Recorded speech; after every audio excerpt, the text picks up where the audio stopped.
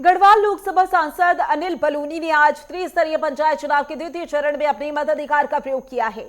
उन्होंने पौड़ी जनपद के राजकीय प्राथमिक विद्यालय खोला स्थित पोलिंग बूथ संख्या 23 पर मतदान किया। इस अवसर पर सांसद बलूनी ने अपना वोट अपने गांव अभियान के तहत सभी लोगों से अपील की कि वे अपने गांव लौटकर मतदान करें और ग्राम स्वराज को सशक्त बनाने में योगदान दें। उन्होंने जोर दिया कि लोकतंत्र की असली ताकत गांव की भागीदारी में है और ये प्रयास पहाड़ों की रौनक लौटाने की दिशा में एक अहम कदम है।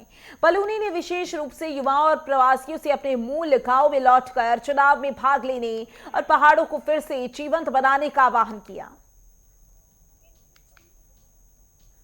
देखिए, आज मेरे लिए और मेरे सहित सभी जो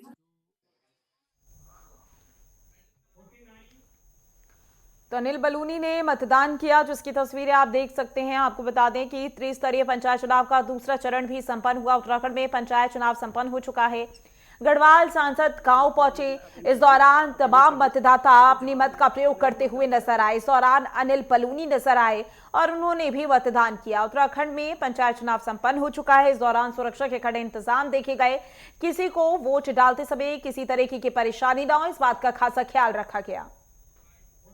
देखिए, आज मेरे लिए और मेरे सहित सभी जो पहाड़ के विचार रखते हैं, उन सबके लिए आज का दिन बहुत ही महत्वपूर्ण दिन है और हमारे लिए बड़ा प्रसन्नता का भी दिन है कि आज हमारे गांव में, पूरे पहाड़ में अगर आप देखेंगे तो बड़ी संख्या में सभी जो लोग बाहर काम करते हैं वो अपना समय निकाल के मतदान में भाग लेने आए।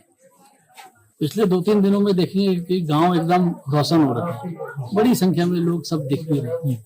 हमारा प्रयास भी है और हमारा सबसे आग्रह भी है कि इसी प्रकार से सभी लोग समय समय पर गांव आते रहे, त्योहारों में शामिल होते रहे, मतदान में भी कभी शामिल हो, कभी घर का कोई कार्यक्रम भी यहाँ करते रहे, तो जिससे हमारे पहाड़ के गांव बच सके। पौड़ी से मैं ग्राम देवल में ही वोट डालने आई हूँ। इतनी बारिश में भी होने के बावजूद भी मैं वोट डालने इसलिए आई हूँ कि हमारे गांव का विकास हो, इसीलिए, क्योंकि मैं जानती हूँ कि और समझती भी हूँ कि जो हमारे विकास की प्रथम सीढ़ी होती है, ये त्रिस्तरीय चुनाव से ही शुरू होती है।